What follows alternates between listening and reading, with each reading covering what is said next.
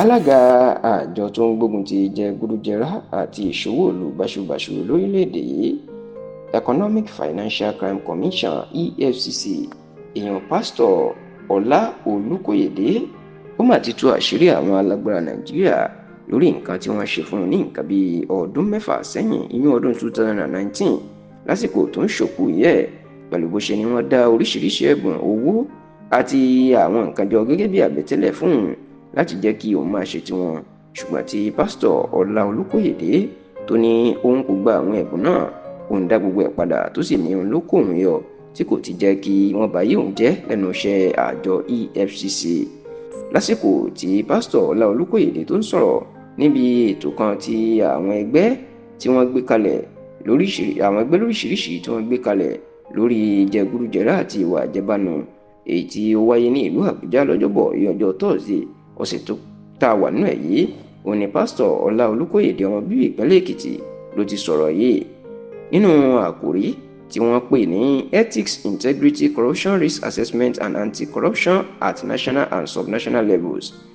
Sustaining the Fight Against Corruption in Nigeria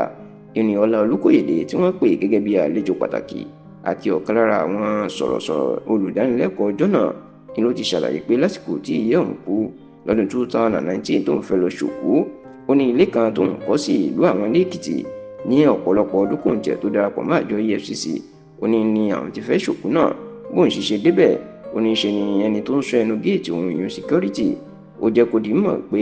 wọ́n ti dá ẹ̀bùn jọ bẹ́ẹ̀ ló gbé àpò kan jáde tó ní ẹ̀bùn wà ńbẹ̀ ó ní ṣe lòun rí àwọn ìwé sọ̀wédowó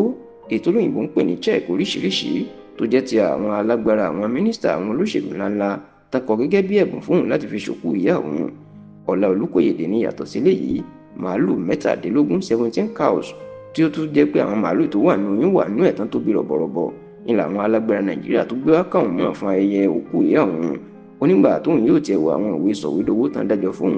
òun rí pé gbogbo owó tó wà bẹ́ẹ̀ ó tó $500 million 500 million naira onígbà tóun fi hàn ìyàwó òun tóun sọ fún un níṣe ni ìyẹn ní thank you Jesus èèyàn pé o mà ṣe ohun Jésù Kristi ìfún oore ńlá tó ṣe ó lóun wò òun rẹ́rìn pé ṣé o mọ̀ pápò bá lélẹ̀ báwọn bá fi gbà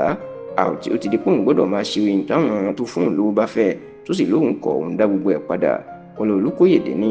gbogbo ilé ìlú kò ń yọ nítorí pé lọ́dún tó tẹ̀lé ọdún 2020 iná bẹ̀rẹ̀ wádìí òun ó ní kálóhun ti gba gbòòrò owó báyìí àṣírí ò bá tú wọn bàbá yìí òun jẹ́ ó tún ní láyé ìgbà kan tí àjọ EFCC tí wọ́n fẹ́ ta àwọn dúkìá tó gbà lọ́wọ́ àwọn oníjẹgúdújẹrá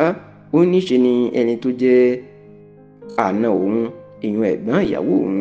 àti àbúrò òun kan náà pé òun páwọn náà nílò àwọn fẹ́ ra nǹkan tó fẹ́ tà náà ṣùgbọ́n ó lóun yarí bó ti wà ní òfin pé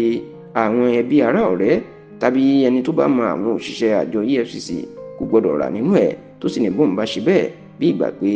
òun ṣe jẹgúdújẹrá ni ó ní nítorí náà nítorí ìdí èyí àtàbúrò òun àti àna òun wọn ò bóun sọ̀rọ̀ fún ọ̀pọ̀ oṣù ṣùgbọ́n ó nínú òun dùn ó ní lẹ́yìn ìgbà náà ni wọ́n mà tún ṣèwádìí òun tó ṣèwádìí àwọn dúkìá táwọn tà náà ó lóun dúpẹ́ nítorí pé káná lọ bá orúkọ àna òun àti àbúrò òun bẹ́ẹ̀ ó ní kíni tóun fẹ́ máa sọ tó sì jẹ́ kó di mọ̀ pé àfi kéèyàn dúró ṣinṣin láti má ṣe gbàbọ̀dè tàbí gba àbẹ̀tẹ́lẹ̀ nítorí pé irú ẹ̀ ìlú padà kó òun yọ kúrò lọ́wọ́ ẹ̀sín àbùkù àti ìtìjú.